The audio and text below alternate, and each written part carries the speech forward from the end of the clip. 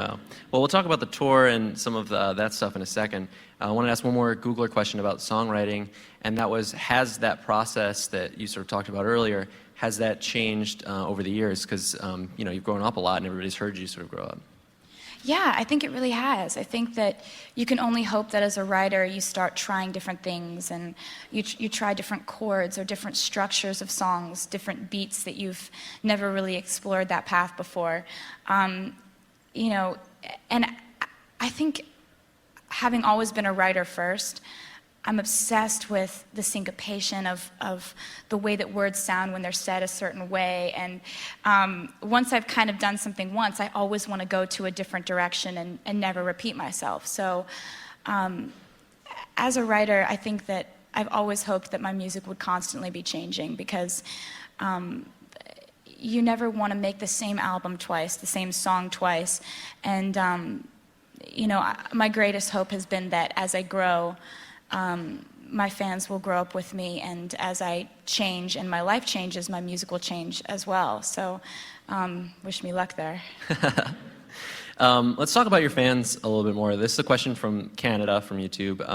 What was the funniest thing a fan has ever done to get your attention? Well, there's a lot of that lately, because we have this thing called the Tea Party Room. Mm-hmm. And, I have like 4 or 5 meet and greets before the show. But after the show, there's a meet and greet for surprise people who did not know that they were going to get a meet and greet, because they were picked for the Tea Party Room, which means that they were like going crazy, dancing the whole time, dressed in some absurd, crazy costume from one of my music videos, or just knew every single word and were just screaming the whole time.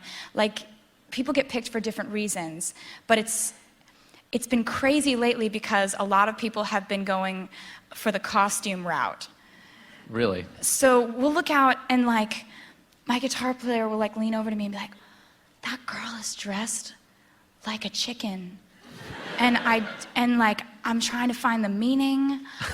I don't know why, but we'll look out and there's like a Santa Claus. And these are just, that person had a Santa Claus outfit? Or like people who've like duct taped their entire body in neon duct tape. Or people who have just like made giant cupcakes around themselves and they're this big. Or people who have like dressed up from the Mean video or something like that. But then there's just these ones where like the girl's dressed as like, there's like a clown and a starfish. And we're like, I don't know why, but I love it. And so there's been a lot of costume stuff going on lately on the tour. So if you look around and you see someone dressed up as a giant cow and you don't know why, we don't know why either, but it's welcome. Now, this is I Love Swift 1 from Toronto, another Canada question. Has a fan ever made you cry? Yeah, for me, like, it's never going to be okay no matter how many times I see little kids with cancer. Like, there's at no point do you ever become accustomed to it. At no point do you ever just brush it off and say, "Oh, well, there's another kid who's dying." And over the years, I've toured in these places, and you see like a little girl who come through, and she's like so full of life, but she's lost her hair. And then you come through a year later, and you're like, "Hey, Lexi, how are you doing?" She's like, "I'm doing good." And then her parents update you, and then you come by like a year and a half later, and she's not there. So it's... Yeah. Yeah. You have all these fans all over the world of all different ages and types. And, when you were young, did you think there would be any other career paths that you were going to take that you might not have ended up in this way? Yeah, I mean, ever since I was a little kid, ever since I was like 8 years old, my dad has been telling me to save my money or invest in utilities. What? And because my dad is a stockbroker, and he lives and breathes it. I mean, he's like, my dad is so passionate about what he does in the way that I'm passionate about music. This guy lives for being a stockbroker. That is his thing. And anybody who talks to him, he'll talk about me for the first 5 minutes, and then it's like, well, say, what are you investing in? Like, and I mean, it's just like he loves it. And so I thought, like I didn't know what a stockbroker was when I was 8, but I would just tell everybody that's what I was going to be. Like, you know, it would be at like, you know, first day of school, and they're like, so what do you guys want to be when you grow up? And everybody's like, I want to be an astronaut, or like, I want to be a ballerina. I'm like, I'm going to be a financial advisor.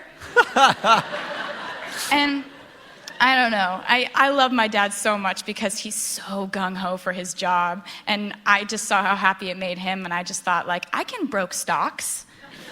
Like Taylor Swift, commodities trader. All right, let's talk about music videos for a second. There's a lot of questions about your music videos. As I mentioned before, the music videos that you have on YouTube have been seen over 500 million times. What was your favorite music video to make and why? That's from Sophie Carey in London. My favorite music video to make. Okay, well, I loved making the video for Mine because it dealt with this whole storyline, and it's like got flashbacks and flash forwards, and there were also a bunch of little kids on the set, and they're so fun. They make it so much fun because there's a lot of sitting around and waiting on sets, and we were in Maine, so we're sitting around and waiting on a beach, and so all of a sudden you're just playing with like 10 kids, and they're like wrestling with each other and throwing sand and like playing catch, and it just makes the whole thing much more fun. Mm-hmm. So I think that was my favorite one to make. Yeah. Were there any cool locations or anything from any of those videos? Well, yeah, we went to Kennebunkport, Maine, which was this little town that I've always dreamed of going to, and so shooting a video there was amazing. It's this little coastal town, and it was really awesome. I loved it. Yeah. So let's talk about the tour for a second. You're in the middle of the Speak Now tour, and very famously, you've had some really cool surprise duets that you've done, and you also do some very classic, you do covers of some classic songs all the time, pretty much every night. How do you choose what covers you'll end up doing in any particular concert? Well, I go online and I just kind of Google like what famous musicians are from a certain area, and I just pick my favorites because, you know, I've loved so many different kinds of music, and I've never really been genre specific as far as what I listen to. So there's always like a favorite song of mine from a certain area, and you know, it's really fun to do like a few every night. Like, you know, in California, I do like God Only Knows by the Beach Boys, and then Sweet Escape by Gwen Stefani. It's like, it's just been really, really fun because it's just me and my guitar during the acoustic set, and you can just do whatever because it's just you and your instrument. It's a really spontaneous part of the show. Yeah. Have you done any particularly unusual ones? Yeah. You know, it's kind of unusual when I rap. You know? People don't really, like, I guess people don't see that coming, but I love Lose Yourself. And so we were in an area where we were like, I think we were in Michigan, and I just started, like, I started playing acoustically Lose Yourself, and I just started off with like, yo.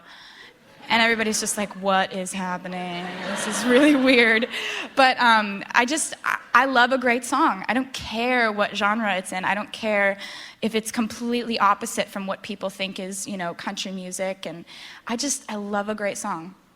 Yeah. One of the Googler questions that we got was about which song of yours is the most fun for you to perform? I really like Better Than Revenge. It's a song off of the album Speak Now, and it's about a girl who stole my boyfriend. And I got mad. And I wrote a song about it. And we do this, like, it's just furious and angry and fun, and like we have this gigantic bridge that drops down from the ceiling, and me and my two backup singers are on the bridge just like throwing our hair around and headbanging. And so that's a really fun one to do. And for me, they're all really, I think Dear John has a fun payoff. Yeah. If you go see the show, I really love singing that because in the end it's got this, you know, pyro-filled payoff in the end. Would you say those are two of the songs that get the crowd going the most, or are there other ones? I'd say, you know, you gotta come to a show because the crowds are really kind of steadily ear-piercingly loud throughout the whole show. They're amazing. Like, it's really hard to gauge, like, which is the moment that they're the loudest, because they're just really, really loud all the time. Here's a funny question. This is from Allie Law in Dunlap, Tennessee. You seem like the kind of person that would name their guitars. Do you name your guitars, and what are their names? I do seem like that kind of person, but I haven't done it yet. I kind of think back on the situations when I got them, like when I fell in love with that particular guitar. Like, there's one of my guitars, it's an acoustic, and it's blue, and it's got koi fish swimming up the neck. And like inlays. It's just beautiful. And it was, Bob Taylor sent it to me for my 18th birthday. Oh, wow. So I remember the first time I like opened up this guitar case and I'm just like, oh, there's fish on the guitar. It's like this gorgeous guitar. And so that's what I remember about that. And then there's this sparkly guitar that I play that has hundreds of tiny little crystals on it. And it looks like we had it specially made, but really we just glued them on. Oh, really? Yeah. And sometimes little ones fall off, and so we'll have to super glue more on with tweezers. So that's always what cracks me up about that, because it's like, everyone's like, where did you have your guitar specially made? I'm like, super glue. Like,